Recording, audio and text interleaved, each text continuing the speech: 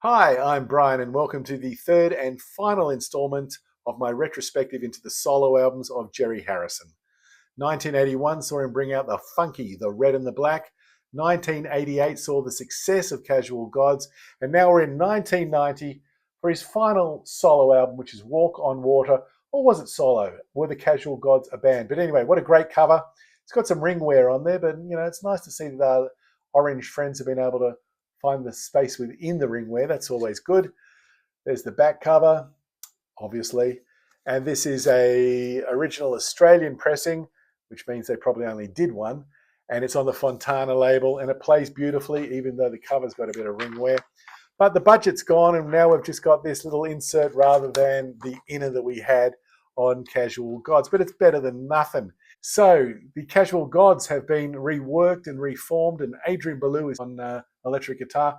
But this time, Jerry's joined by Tom Bailey from the Thompson Twins on synths and keyboards, and that worked quite well. Anyway, so after the success of Casual Gods from 1988, is he trying to replicate the sound? Is he trying to push for megastardom? Interesting. What I'm finding on this album is there's less of a reliance on synths and more on guitar-driven pop and rock. And some people have thought that this was a calculated push towards megastardom. But is it that, or is it like a hamburger that we've already had so many times? We've tasted the same hamburger over and over, and now it's starting to lose its vibe. Well, let's see if that burger is still tasty. Did that make any sense at all? What do you reckon? Let's go.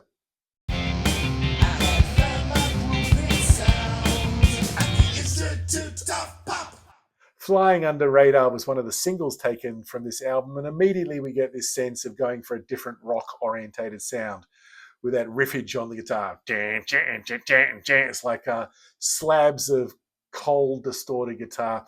And the song's not about espionage, by the way. It's about him flying under radar, undetected, to a potential partner, a woman who he's going to help escape from a situation that she's involved in.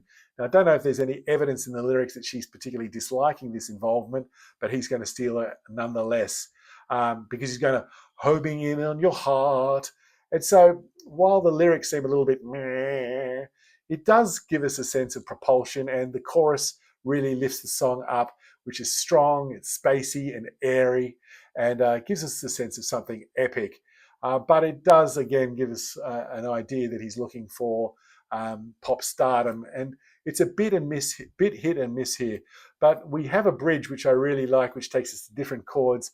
And then we have the sound of their voice, the vocals being sort of disconnected, going for an electric light orchestra sort of the ballad of Horace Wimp type of vibe. But don't get me wrong, I love this song and I love the album. I've been listening to it for 30 years. It was in my car being played so much at the start of that journey, and so I still dig it. I also still dig the next song a lot, which is called Cowboy's Gotta Go. And there's a laid-back groove that commences this song, and the silky vocals are enchanting and they're smooth. And the chorus after the lines, "The Indian can stay, but the cowboy's gotta go," it feels almost a little bit folksy and country, with those country licks, like they're being played by slide guitar or pedal steel. And that, for me, listening to slide guitar is not always my go-to thing, but I really love it here. And the second verse is spoken as though it were almost improvised. I really dig the groove. I think he's got something great going on. That then moves us on to the second of the two singles, which is Kickstart. And we jump into this with a sort of a guitar riff and a rumbling bass line. I love when the organ and the synth comes into the chorus. And this is a belter. And we have this real sort of 1980s hair metal shredding solo from Adrian Belew. Would have worked even better 5 years ago, I think, but I dig it now. Takes us into the next song on the album, which is I Don't Mind, which is a real groover. And so one thing I definitely say about Jerry Harrison, he has that instinctual idea of what makes a good groove. And so even when he's trying to rock it up a little bit more with those guitars, the groove is always there. It's a frenzy, tension-driven soul swing over that begins soul swing over this, which begins off gets this single sort of going. But it must be pointed out at this juncture that this is only the second greatest song called I Don't Mind, the first being The Hitmen and their single off their eponymous debut album. I wonder if anybody else has entries into what is the greatest I Don't Mind song title of all time, if that makes any sense. And we get another guitar solo towards the end, and it's absolutely spot on. And it takes me back to those days in 1990 where I was flogging this album to death. A change of sort of mood and atmospherics comes on next with the ballad Sleep Angel, which is an absolutely sublime song. And it just reins in all that energy from the previous three songs and allows us to take a breath. I really like Jerry's high falsetto vocals at times, and they combine in the left and the right channel with the backing vocals to give us something that's really quite beautiful. And they lend an authenticity and fragility to this song. And there's another beautiful bridge in here, which leads to a tasty guitar solo. Check that one out. It's really great. The guitar being a perfect combination of delay and compression.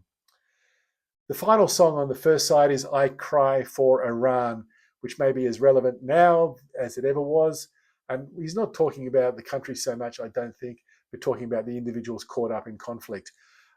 Dark and brooding synthesizers welcoming us into this song, underpinning the dual, doubled, should I say, vocals of Jerry Harrison. This is probably the first song on the album which promotes those synths very high up as opposed to the guitars, and gets us back to the new wave sound of the first Casual Gods album. The lyric, I want to forget everything that hasn't happened yet, is wonderful.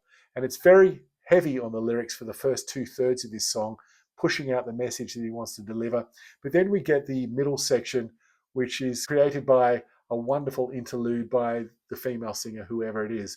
And just in time at the end, when it's sort of maybe wandering off into somewhere which is not as inspiring as before, we get this really great reverse guitar solo, and it gives us the indication that things are not in their right order at all. It's a deft touch, a great production choice by Jerry Harrison at the end, and it makes it even more solidified as a very important song in his career.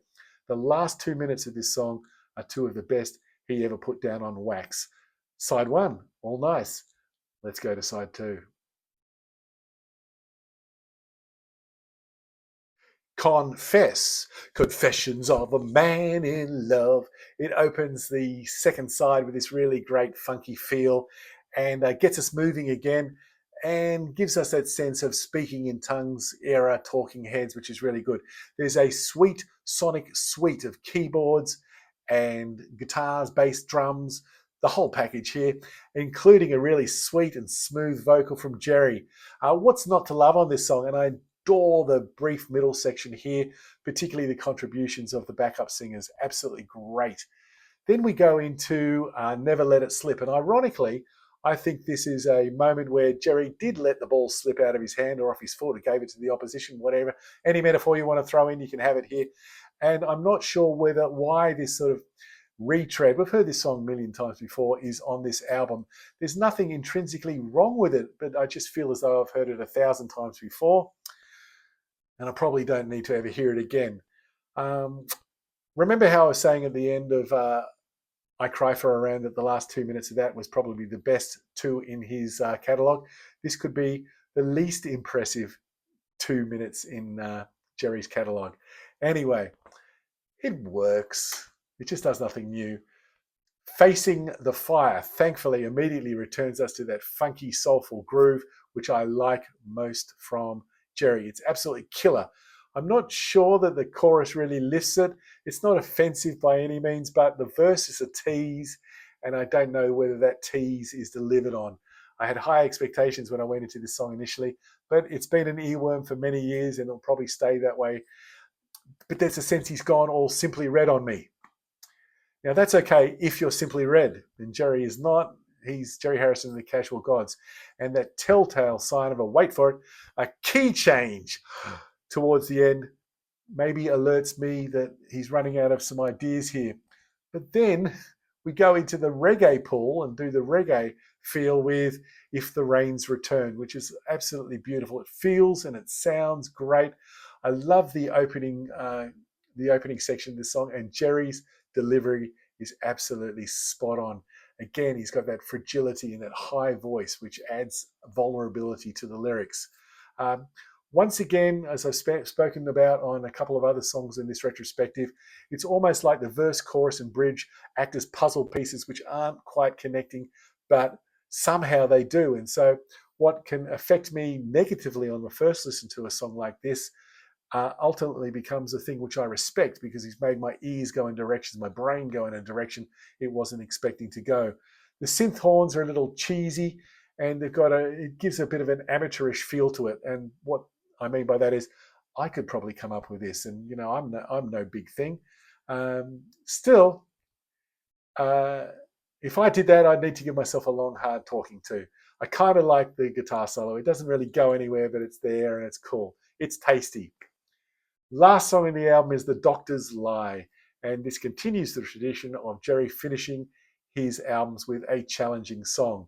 So he's got rid of all the other songs of style and genre, and now he's gone back to the Jerry Harrison genre. And this is trippy, it's very weird, and it works sometimes and it doesn't work in others. But it's almost a sense, for me, it's kind of pleasing that he's gone this way, because it adds credibility to the journey. I mean, I love the album to death, but I'm still seeing that he's got that capability to really disorientate me as a listener. Going back to that puzzle pieces metaphor as I gave before, these are puzzle pieces, I think, which are intentionally created not to fit together. So we get to the end of Walk on the Water, and what do we have? Well, there's a dichotomy of opinions that I struggle with constantly. And on one hand, this is the album that pushed into the rock mainstream and used a diversity of genres and styles to get there, which can be really good at some point. But I feel there's a dipping of toes into the water of these genres on this album. And on the other hand, it's Jerry now experimenting with different sounds, genres, styles, and tones. And why not go for a little bit of success? I mean, the album has been in my car, or was in my car, for an age when I first got it, and I got so much pleasure out of listening to it. But if I was to rank the albums, I would definitely have 1988's Casual Gods at number one. And then I'd like to be On a Wire, a High Wire. I like to balance on the knife. And I'd be saying this could be a tie with the first album and Walk on Water. But having said this, if you want to get into Jerry Harrison and the Casual Gods and you haven't listened to any of his music so far, this could be the one to do it for you. It definitely does reward the patient listener. Anyway, Jerry Harrison, I've listened to you for so many hours, always enjoyed it, given me pleasure. And remember that if music of any sound, style, substance, or sleep angel gives you pleasure, then who am I to argue with your opinion?